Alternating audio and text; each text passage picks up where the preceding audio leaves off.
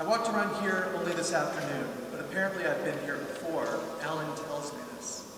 I visited this exhibit before.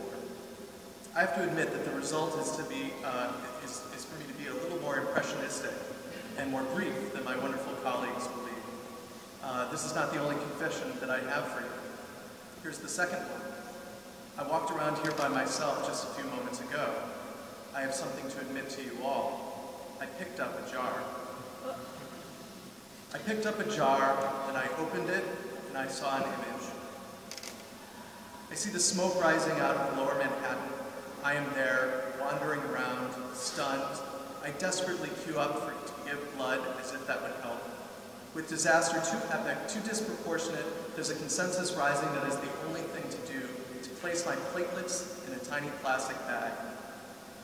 The smell is overwhelming. As we stand in silence on the sidewalk outside the hospital, a truck slows down, and the man inside it whistles at the woman in front of me. "Come on, baby," he says. Dust settles on the sidewalks. I pick up a jar, I open it, and I see an image. A city of images, a city of jars, the arcane, the plain, the iconic, the ironic. And this is where we're all going to have to claim a jar for each other, and you can't use the jars that we have used, right? I was really worried that you were going to say a jar that I was going to speak about. I'm glad you didn't. Frida Kahlo's eyebrows match the curved smile of a tuxedoed happy face, a ghost image in a cold lake, the twin dark towers on the horizon. Hideous monsters, both fabricated and whatever real might be, fleshy and technological, looks of anger, looks of horror, the looks blurred, the looks pixelated. I had to look online, on my phone if you can believe it.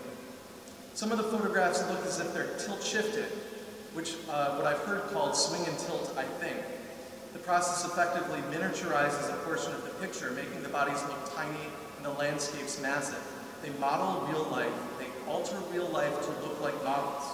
The process miniaturizes.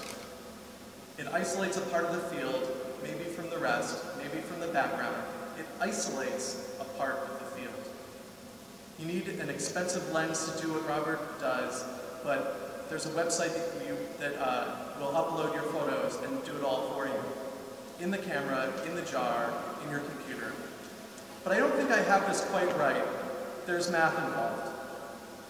I see a pixelated face in a jar to your left. It frightens me. But each picture is a pixel as well. The wave of jars is a sine curve of history, of course, whatever that means.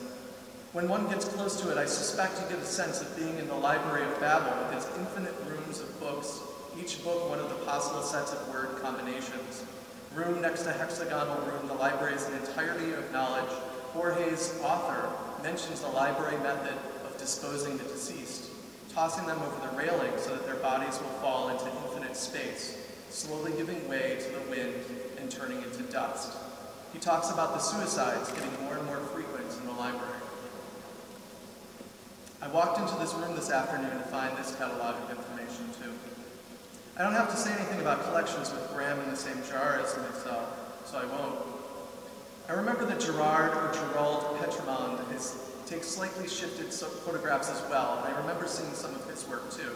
A series on Montevideo or Buenos Aires cityscapes, a modern building with a sculpture of a green man riding on a horse, an unfinished skyway with rebar wilting out of it like connective tissue. He also has a series from 1977 called Identities, in which he washes out the faces of his subjects with intense white light, obscuring the features and leaving their surroundings intact, artifacts popping out of the darkness.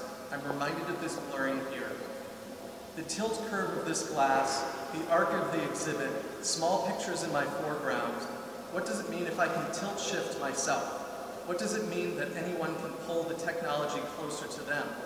Tilt shift blurs the majority of the field, but it also creates a thin, clear stripe across the image. Robert seems to place that band along the eye lines, along the line of a teardrop, along the eyes of Karl Marx, of a woman. Do I know that woman? Should I? Along these lines, the blur gives way to raw, half-tone dots. I just heard Robert say that there are 650 pictures here, and over 1,000 in total, 4 centuries of trauma, real and imagined. My father's birthday is the dateline for a faux newspaper that announces that 2 nuclear bombs rocked downtown Buffalo on July 20th, 1956. 125,000 people dead.